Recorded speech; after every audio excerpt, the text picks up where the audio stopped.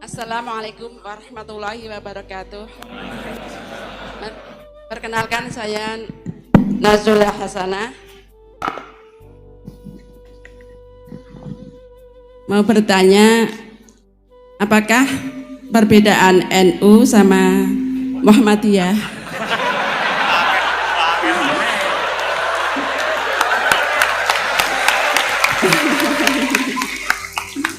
Tadi kan dijabarkan. Terus dalam sholat subuh itu kan ada yang pakai doa kunut, ada yang enggak. Tolong jabarkan. Wassalamualaikum warahmatullahi wabarakatuh. Waalaikumsalam. Terus gimana yang ketiga, NU sama MU? Satu itu beda seragamnya dan logonya.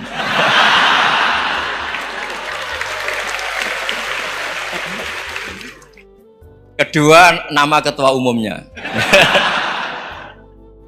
Ketiga, tanggal acara besarnya. Muktamar Muhammadiyah dan NU itu beda. Sudah beda satu abadnya. Tentu dulu Muhammadiyah. Tapi begini ya, perbedaan itu nggak bisa dihindari karena tadi ada sudut pandang apa? Ada sudut pandang itu nggak bisa dihindari. Ini cerita yang nyata ya. Saya ulang lagi, senyata-nyatanya. Andaikan betul Rasulullah itu hanya kunut 1-2 kali, maka kalau menurut mazhab Syafi'i, apa salahnya melakukan sunnah terus-menerus meskipun Nabi itu melakukan hanya beberapa kali? Karena pertama, sesuatu yang pernah dilakukan Nabi pasti akan menjadi sunnah yang terus-menerus. Nabi itu puasa Senin Kemis juga tidak selalu. Salah kalau ada orang bilang, Nabi malah takut kalau ibadah sunat dilakukan terus-menerus karena nanti takut dikira wajib. Itu masyhur dalam kaidah usul fikih. Tapi yang tidak kunut juga tidak salah karena ya tadi Nabi ya pernah kunut, Nabi juga pernah tidak kunut karena nabinya orang banyak. Karena bukan nabi kelompok tertentu, no? Jadi sederhana. Terus menyangkut ini dengerin betul, sujud. Sujud itu banyak ulama yang mengatakan untuk sah itu harus melibatkan 7 anggota. Umirtu an asjuda ala sab'ati azumin al-jabha wal yaden warrubaten wal qadamen. Saya diperintahkan sujud itu melibatkan 7 anggota, yaitu jabha, yaden 2 tangan, 2 lutut, terus 2 qadamen. Tapi Imam Syafi'i ngendikan, andaikan ada pendapat yang mengatakan ukurannya cukup jabha, maka itu juga benar. Karena Nabi ketika sujud ngendikan sajadalaka wajhi wa sam'i wa basori.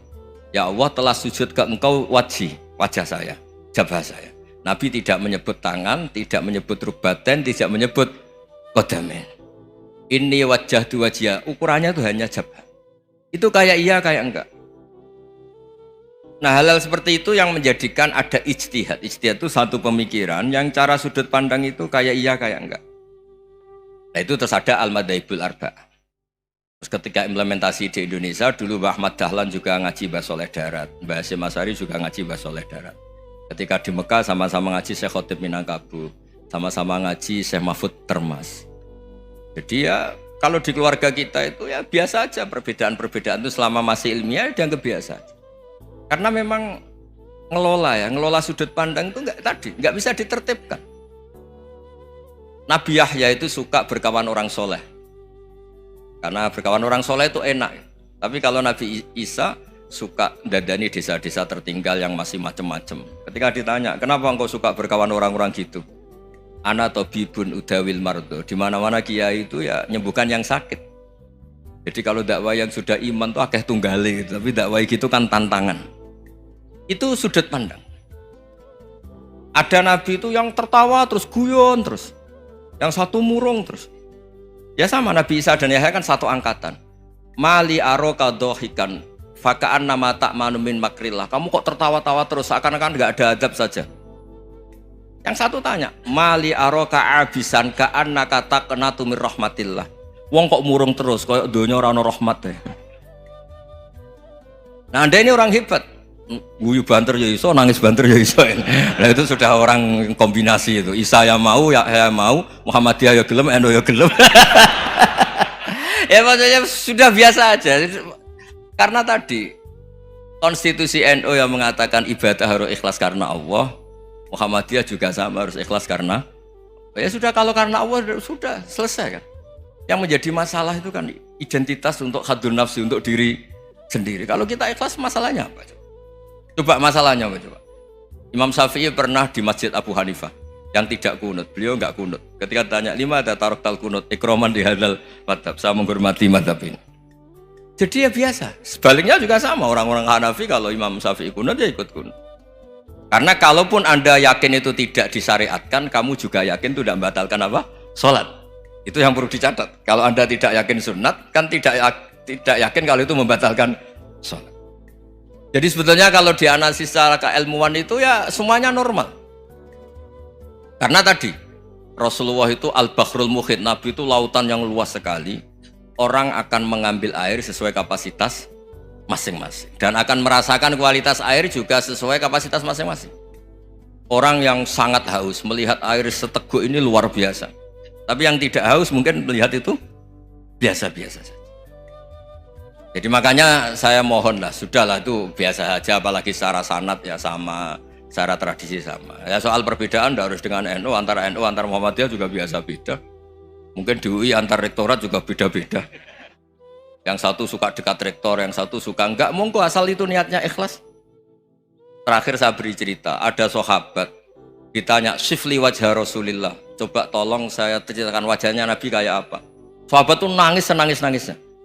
"Kenapa engkau menangis? Saya itu tidak pernah melihat wajah Rasulullah SAW." Loh, kenapa? Engkau kan sahabat. Sungkan.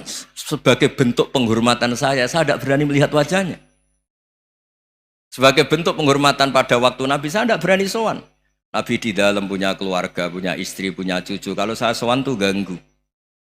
Ya masuk akal. Bentuk hormat itu tidak ganggu kan. Tapi ada orang-orang yang bentuk hormat, bentuk sayang itu sering datang ke majelis Nabi. Sama-sama masuk akal. Bisa didebat gimana? Sama-sama masuk akal.